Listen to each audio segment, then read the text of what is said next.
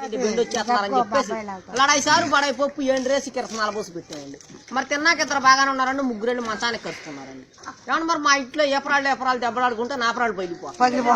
మరి మా ఇంట్లో మొగుడు పేళ్ళని దెబ్బలాడుకుంటే వాన వచ్చి వరద కురిసి వరదలో పడి జనం అంతా కొట్టుకుపోతుంటే మీరు ఇచ్చే 10-20 కాగితాలతో పడవ చేసి వాళ్ళందరినీ ఒడ్డు చేస్తున్నారు. మరి మా ఇంట్లో కేజీ బంగారం ఉంటే కుక్క నాకిందని చెప్పి చెత్త కుప్పలో పడేసామండి, కోడి పిల్లలు ఒకళ్ళ లేకట్ట వచ్చేవాడి.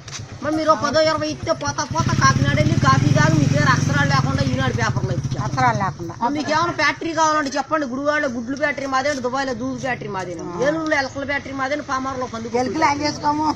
మీకు ఏదైనా ఫ్యాక్టరీ కావాలంటే రీపుల్ లేని పెన్ను తెచ్చుకుంటే మొత్తం రాసిచ్చారు.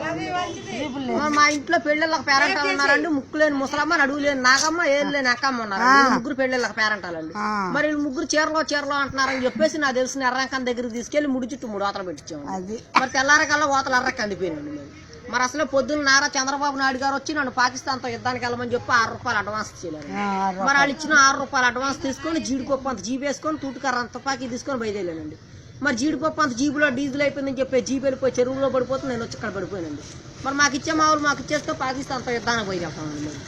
మరి మేము మీలాగా పెద్ద డాబాలు కడతామంటే కింద పునాదులు లేవండి, పైన టాపులు లేవండి. మా డాబాలు ఎప్పుడు గాలిలో ఎగురుతూ ఉంటాయండి. మరి తాటకైతే గలగలంటుందని, ఇటుకైతే తిరిగిపోతుందండి, జమ్మ అయితే జారిపోతుందని, పెంకి అయితే పేలిపోతుందండి, నాపర అయితే నలిగిపోతుందండి. అందుకని చెప్పి మా కలెక్టర్ గారు భలే కలపలు కనిపెట్టారండి.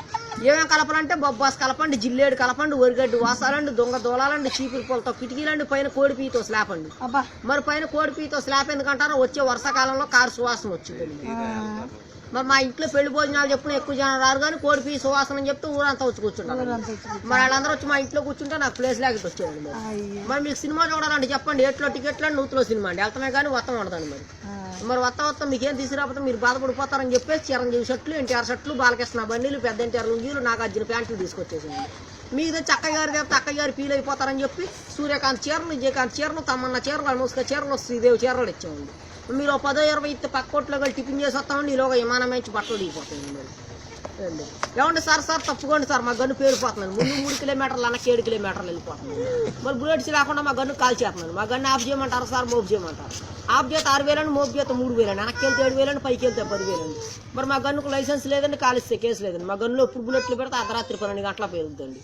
మరి మా గన్ను అసలు ముందు నుంచి వెళ్దాం, వెనక నుంచి పేరుతుంది.